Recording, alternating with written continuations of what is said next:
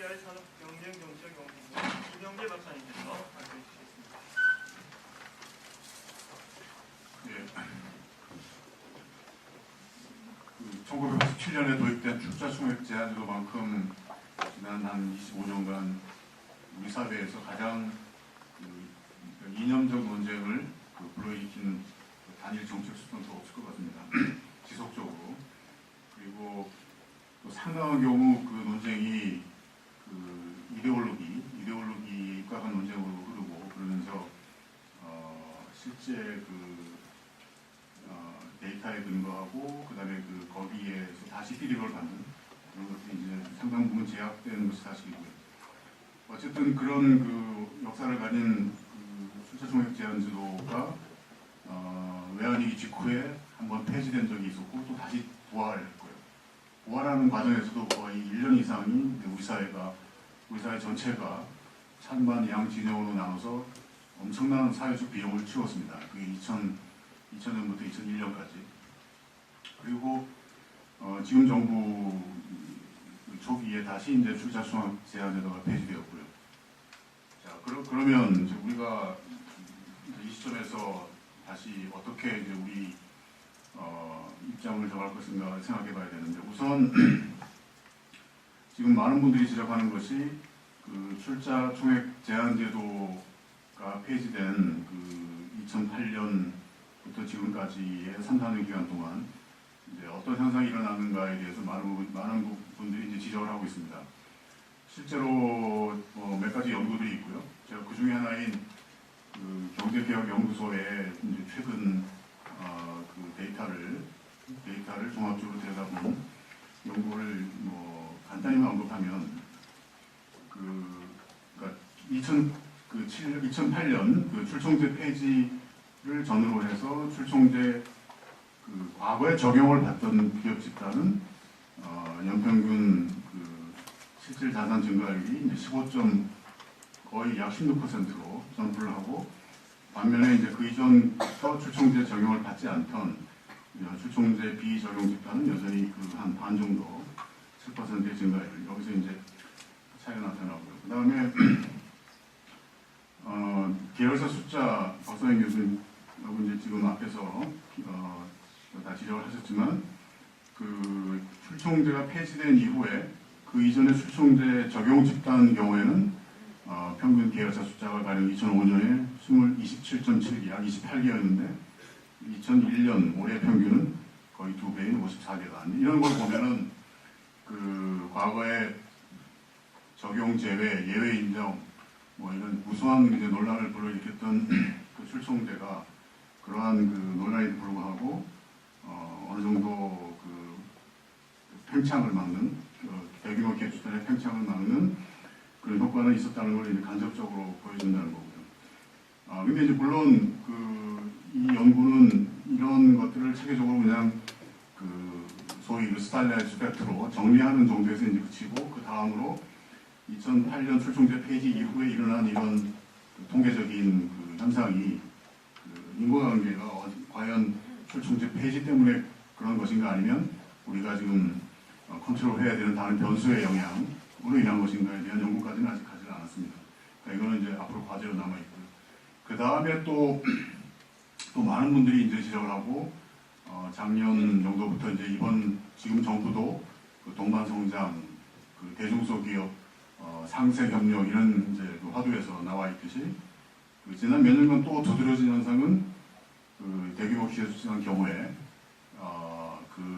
과거에는 이제 제조하고 관련 분야에서 다각화가 많이 일어났는데, 이제는 서비스업으로 비관련 다각화가 많이 일어났고, 이런 것은 이제 많은 부분 지배주주의 지분이 높은 신규 편입 계열사로 이제 소위 일감 몰아주기, 물량 몰아주기, 회사 유형 기회 이런 식의 현상이 이제 일어나고 있다는 게 또 다른 두드러진 현상입니다.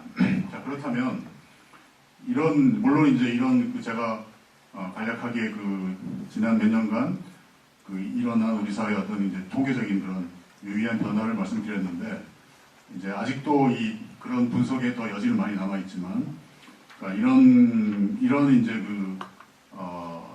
그 실증적인 그 초기 증거에 기초해서 과연 그 정책 대응은 이제 어떠해야 되는 것인가가 이제 우리의 과제일 것 같습니다. 자, 그렇다면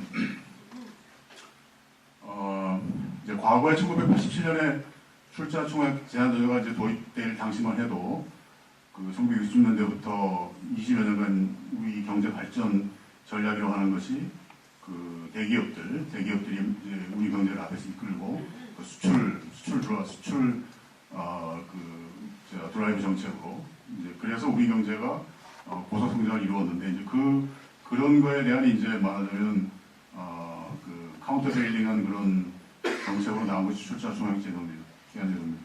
근데 그 이후에 이제 사실은 그 대기업 집단들이 계열사 간 출자를 그에 유인을 가졌던 그런 이제 유인들도 사실은 80년대, 90년대, 2000년대 그리고 또 2000년대 후반 계속 변해왔고요.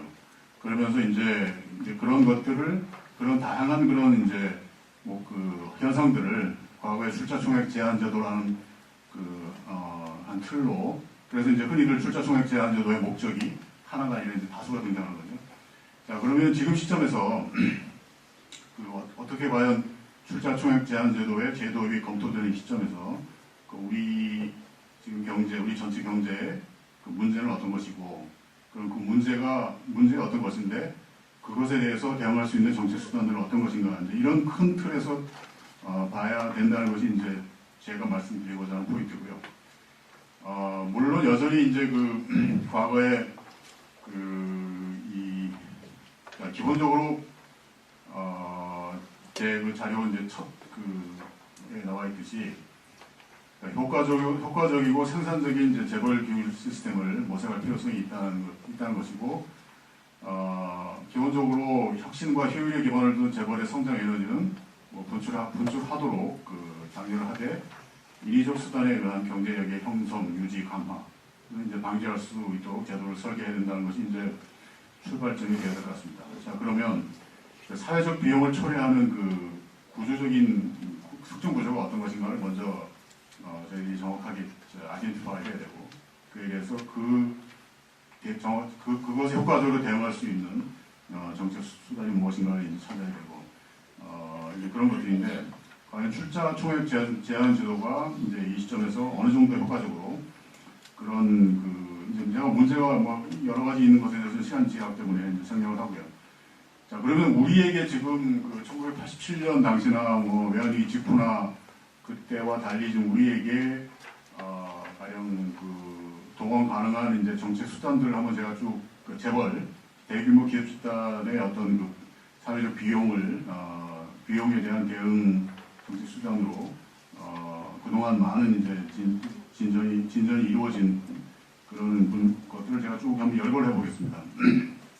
예를 들면 이제 환상형 순환 출자 경우에 1980년대부터는 이것이 그냥 출자 총액 제한 제도의 안에 내부 한 조항 정도로 인식이 됐는데 2000년대 중반 이후에 이제 이 환상형 순환 출자의 효과라고 하는 것은 기본적으로 그 이전에 가공 자본 얘기가 이렇게 좋듯이 그런 것이 아니라 지배주주 입장에서 재산의 투입 없이 가공 의결권을 창출하는 것이라는 점이고요. 그래서 기본적으로 우리 상법을 보면 지배관계를 아주 단순하게 A 회사가 B 회사의 50% 이상을 지분을 가지고 있으면 이제 상법에서 B 회사가 A 회사의 4회사로 정의를 합니다.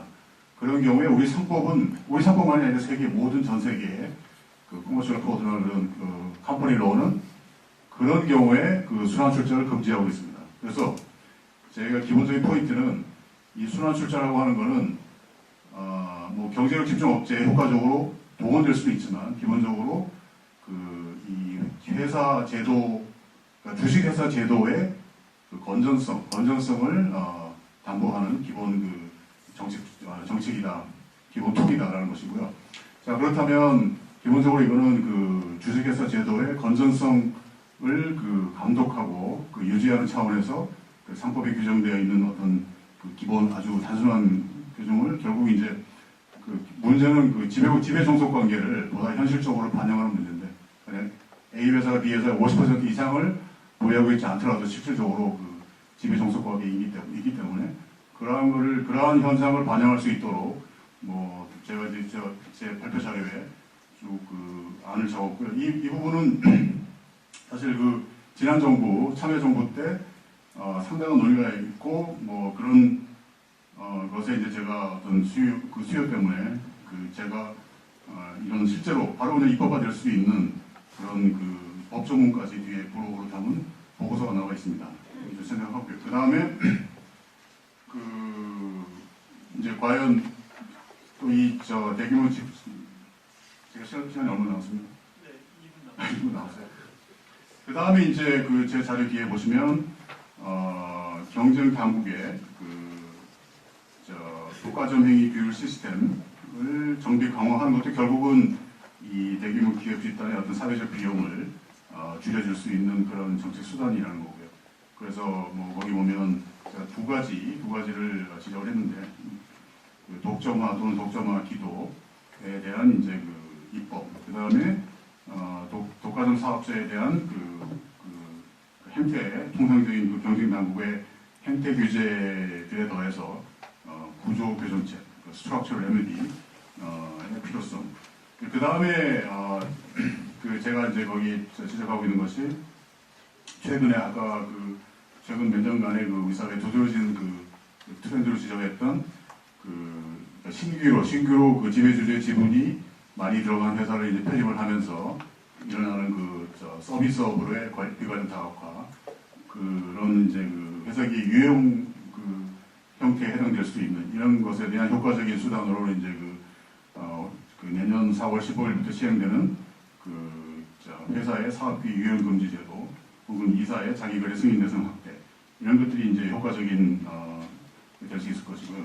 그 다음에 아직 공정위에서 이런 물량 몰아주기에 대한 또 공시제도 강화, 아직 시행령 이제 거의 준비 중이고 아직 발표되지 않았지만 그런 것들 이렇게 해서 이 기본적으로 이제 출자 총액 제한 제도법이 검토될 때는 이런 다양한 그 1987년과 비교해서 달라진 어떤 우리 사회 인프라들을 통합적으로 검토해서 과연 이제 그 다른 것들이 실제 역할을 하고 나서 남는 그 문제가 무엇인가를 정확하게 아이덴티파이하고, 그럴 경우에 출자 총액 제도가 과연 어떤 형태로, 그러니까 출자 총액 제한 제도라고 단순히 얘기하지만 2007년까지 있었던 출자 총액 제한 제도의 모습은 굉장히 아주 특정한 형태입니다. 여러 가지 적용 제외, 예외 인정 무수히 많은 그런 조항들이 들어가 있고 여러 가지 특정한 형태인데, 만약에 출자 총액 제한제도가 다시 재검토가 제도에 검토된다면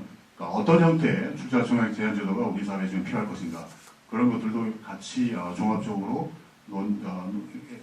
검토가 필요하다고 생각합니다.